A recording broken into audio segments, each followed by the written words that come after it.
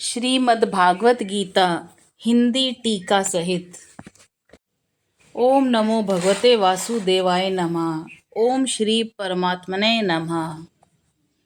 श्रीमद्भागवत गीता के पहले अध्याय का महात्म्य। श्री पार्वती जी ने कहा कि भगवान आप सब तत्वों के ज्ञाता हैं। आपकी कृपा से मुझे श्री विष्णु संबंधी नाना प्रकार के धर्म सुनने को मिले जो समस्त लोक का उद्धार करने वाले हैं। देवेश, अब मैं गीता का महात्म्य सुनना चाहती हूँ, जिसका श्रवण करने से श्री हरि में भक्ति बढ़ती है। श्री महादेव जी बोले कि जिनका श्री विग्रह अलसी के फूल की भांति श्याम वर्ण का है, पक्षीराज गरुड़ ही जिनके वाहन हैं, जो अपनी महिमा से कभी च्युत नहीं होते तथा शेषनाग की शैया पर शयन करते हैं, उन भगवान महाविष्णु की हम उपासना करते हैं।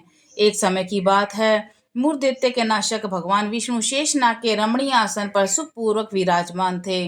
उस समय समस्त लोगों को आनंद देने वाली भगवती लक्ष्मी ने आदर पूर्वक प्रश्न किया। श्री लक्ष्मी जी ने पूछा कि भगवान, आप संपूर्ण जगत का पालन करते हुए भी अपने ऐश्वर्य के प्रति उदासीन से होकर जो इस क्षीर सागर में नींद ले रहे हैं, इसका क्या कारण है? श्री भगवान बोले, सुमुखी, मैं नींद नहीं लेता हूँ, अपितु तत्व का अनुसरण करने वाली अंतर्दृष्टि के द्वारा अपने ही महेश्वर तेज का साक्षात्कार कर रहा हूँ। देवी, यह वही तेज है जिसका योगी पुरुष कुशाग्र बुद्धि के द्वारा अपने अंतःकरण में दर्शन करते हैं तथा जिसे मीमांसक विद्वान वेदों का सार तत्व निश्चित करते हैं। वह माहेश्वर तेज एक अजर प्रकाश स्वरूप आत्मरूप रोग शोक रहित अखंड आनंद का पुंज निष्पंद तथा द्वैत रहित है। इस जगत का जीवन उसी के अधीन है, मैं उसी का अनुभव करता हूँ। देवेश्वरी, यही कारण है कि मैं तुम्हें नींद लेता सा प्रतीत होता हूँ।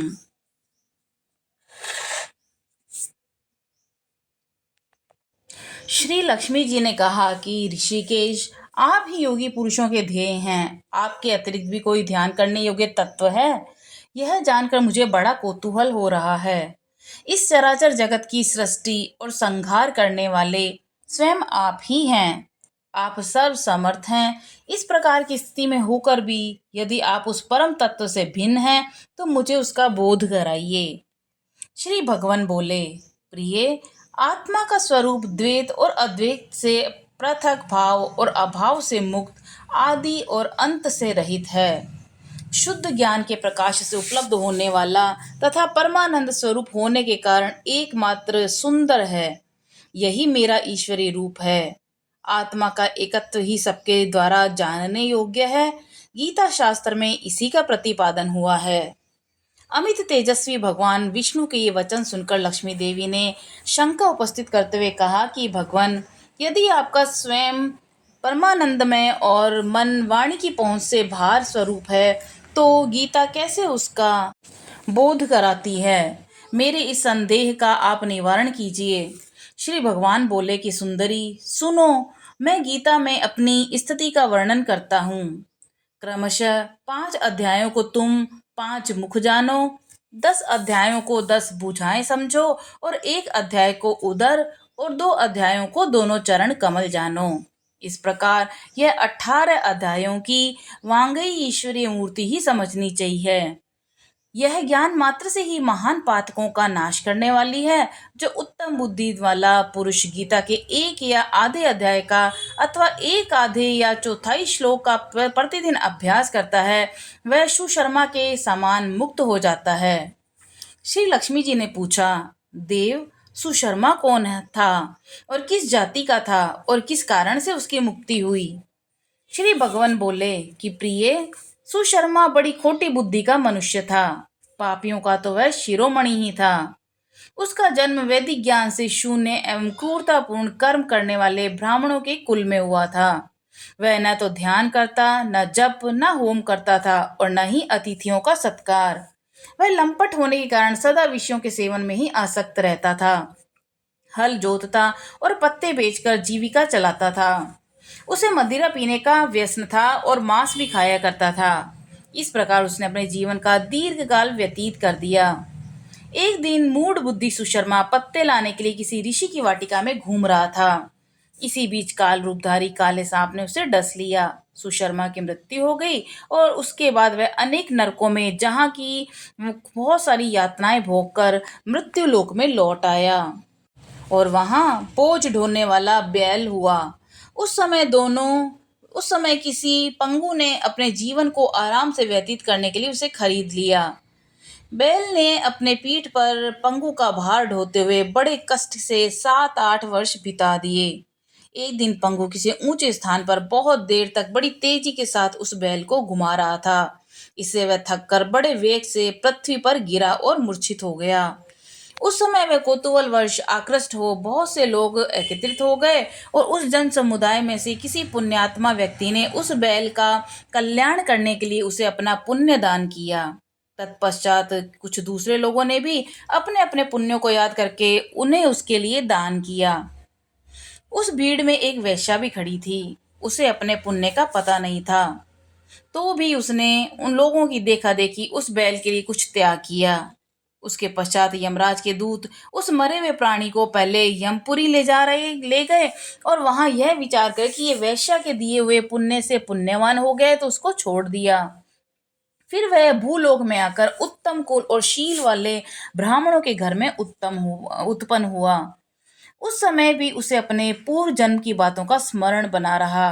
बहुत दिनों के बाद अपने अज्ञान को दूर करने वाले कल्याण तत्व का जिज्ञासु होकर वह उस वेश्या के पास गया और उसके दान की बात बतलाते हुए उसने पूछा, तुमने कौन सा पुण्य दान किया था? वेश्या ने उत्तर दिया, वह पिंजरे में बैठा हुआ तोता प्रतिदिन कुछ पढ़ता है, उससे मेरा अंतःकरण पवित्र हो गया है। उसी का पुण्य मैंने तुम्हारे लिए दान किया था। इसके बाद उन दोनों ने तोते से पूछा।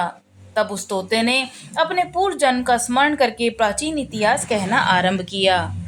तोता बोला, पूर्व जन्म में मैं विद्वान होकर भी विद्वता के अभिमान से मोहित रहता था। मेरा राग द्वेष इतना बढ़ गया था कि मैं गुणवान विद्वानों के प्रति भी ईर्ष्या भाव रखने लगा। फिर समय के अनुसार मेरी मृत्यु हो गई और मैं अनेकों घृणित लोकों में भटकता फिरा। इसके बाद इस लोक में आया। सदगुरु की अत्यंत निंदा करने के कारण तोते के कुल में मेरा जन्म हुआ। पापी होने के कारण छोटी अवस्था में ही मेरा माता पिता से वियोग हो गया। एक दिन मैं ग्रीष्म ऋतु में तपे हुए मार्ग पर पड़ा था। वहां से कुछ श्रेष्ठ मुनि मुझे उठा लाए और महात्माओं के आश्रम के भीतर एक पिंजरे में उन्होंने मुझे डाल दिया। वहीं मुझे पढ़ाया गया। ऋषियों के बालक बड़े आदर के साथ गीता के प्रथम अध्याय की आवृत्ति करते थे। उन्हीं से सुनकर मैं भी बार बार पाठ करने लगा।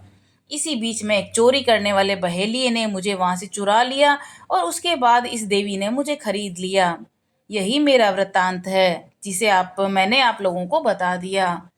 पूर्व काल में मैंने इस प्रथम अध्याय का अभ्यास किया था, जिससे मैंने अपने पाप को दूर किया और फिर उसी से इस वेश्या का भी अंतःकरण शुद्ध हुआ और उसी के पुण्य से ये द्विज शर्मा सुशर्मा भी पाप मुक्त हुए हैं।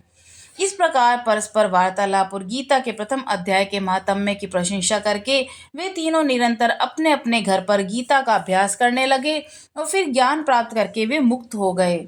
इसलिए जो गीता के प्रथम अध्याय को पढ़ता है, सुनता है और अभ्यास करता है, उसे इस भव सागर को पार करने में कोई कठिनाई नहीं होती। बोलो सियावर रामचंद्र जी की जय। ओम नमो भगवते वासुदेवाय नमः।